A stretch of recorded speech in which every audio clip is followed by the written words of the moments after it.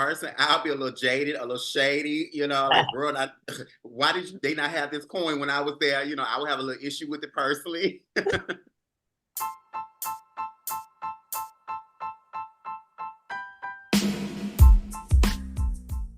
After seeing you both on All Stars 8, how have you been since it aired, and how has life been treating you since? I'm going to jump to you, LaLa. Tell me everything. Give me the tea.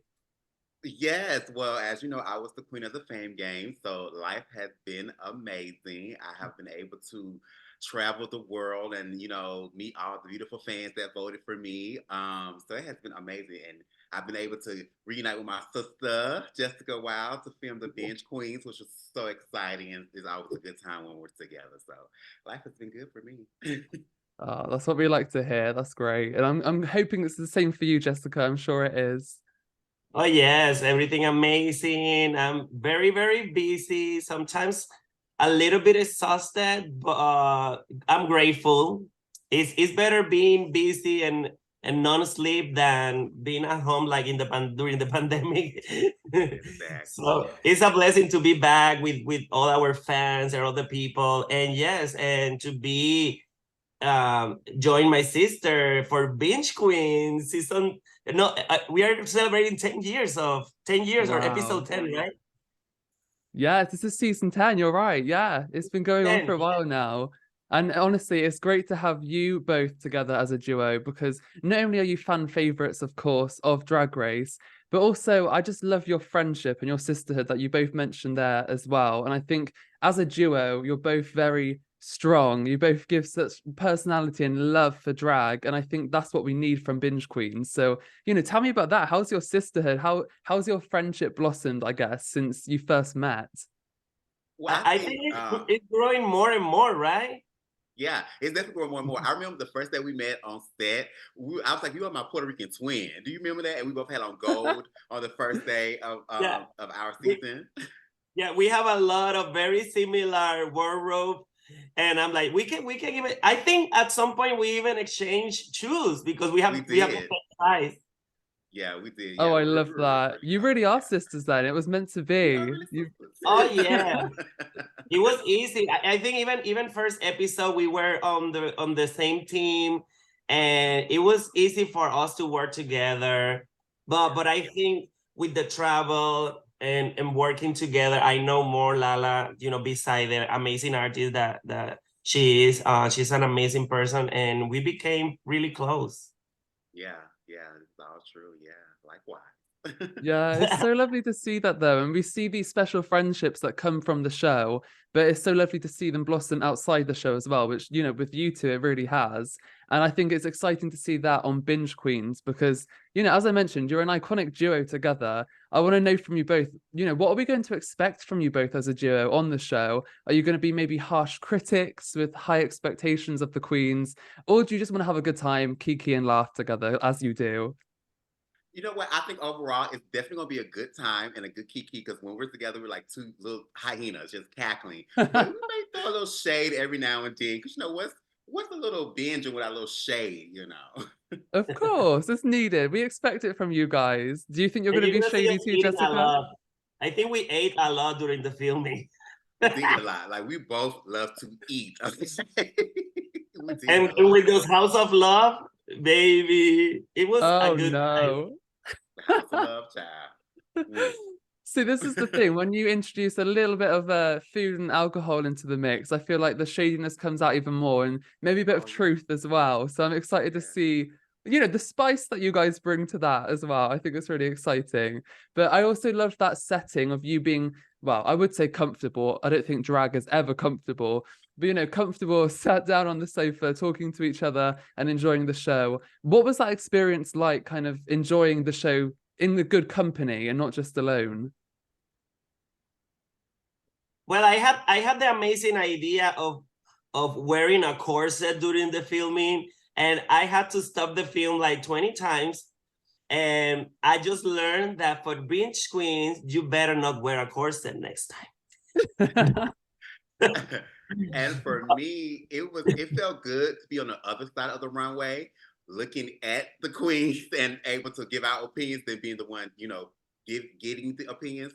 And of course, having my sister with me, it was a good time, child. Just the good energy, the going back and forth, bounce off different ideas. Now, we didn't agree on a lot of things, but it's always a good time.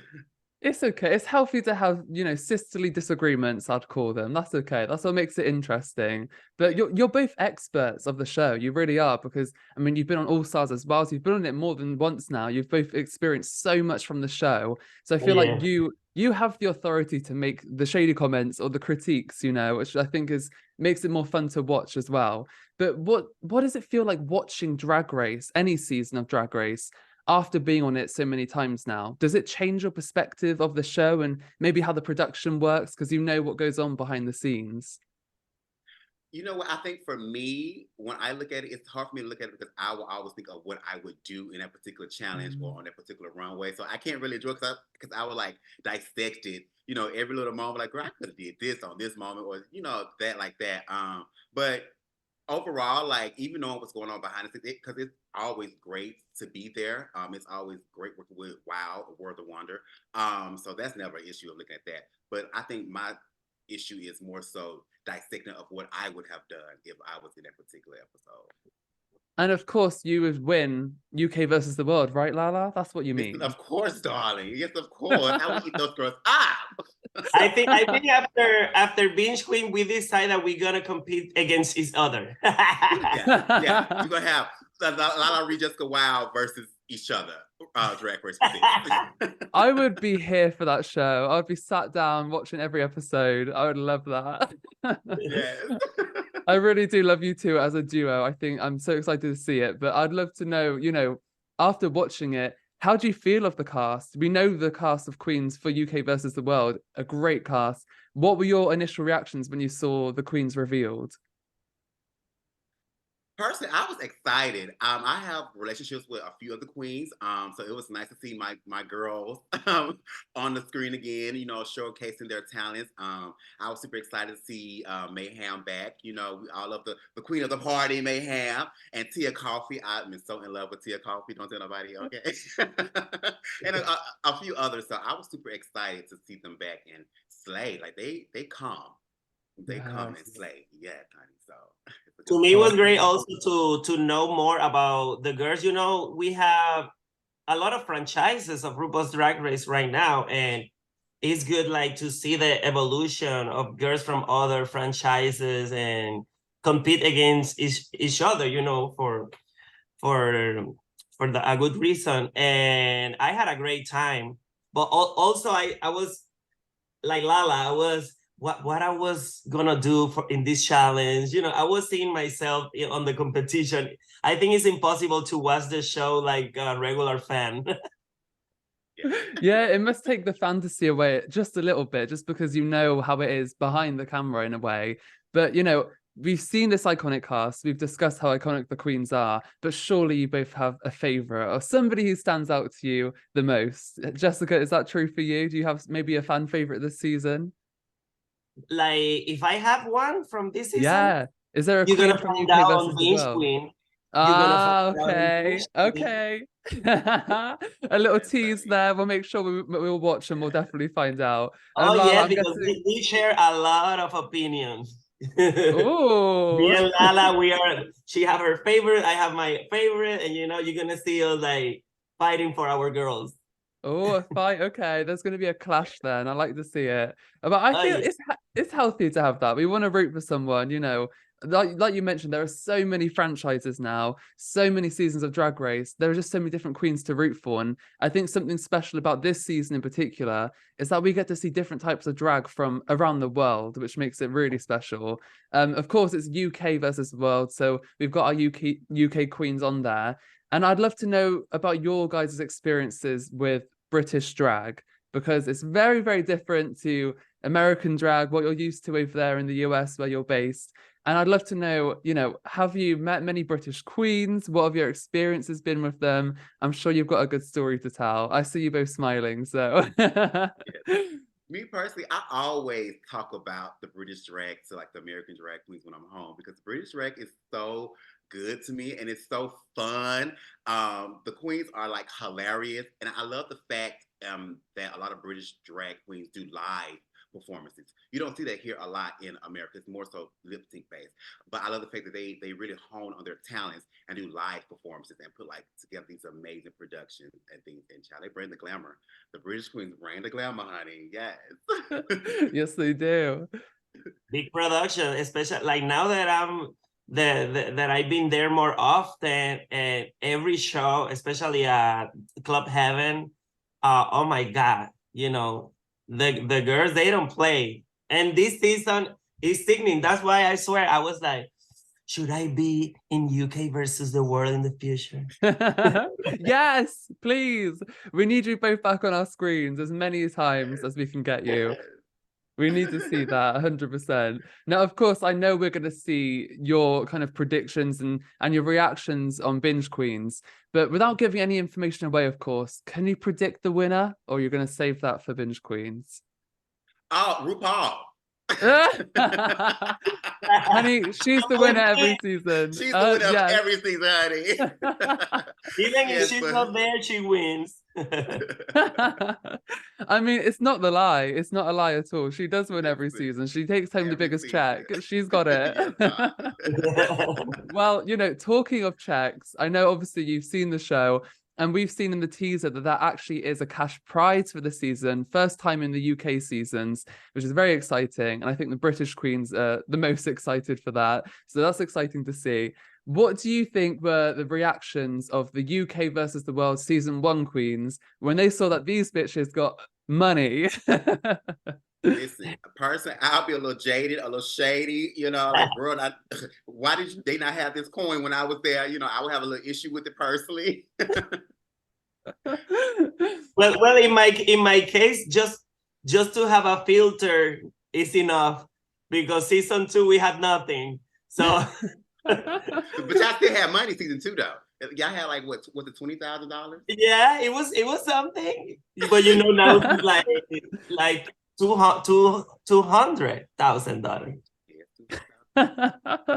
Wow. I mean, it's crazy how it's, and even in the UK now, like I mentioned, we've got that cash prize. So it just goes to show how big the show is getting all around the world.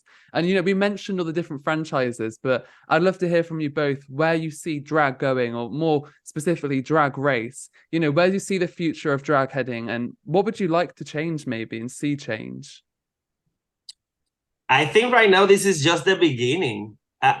You know, me from season 2, that I've been part of this phenomenon since the beginning. I think there's more and more, because we don't have like a Puerto Rico Drag Race. We don't have, you know, there's more franchises that I know they're gonna happen, and we're gonna continue celebrating drag. You know, the new generation of drag is amazing, and I'm glad that they have an opportunity to show their talent in these franchises that sometimes some girls can't be part of the US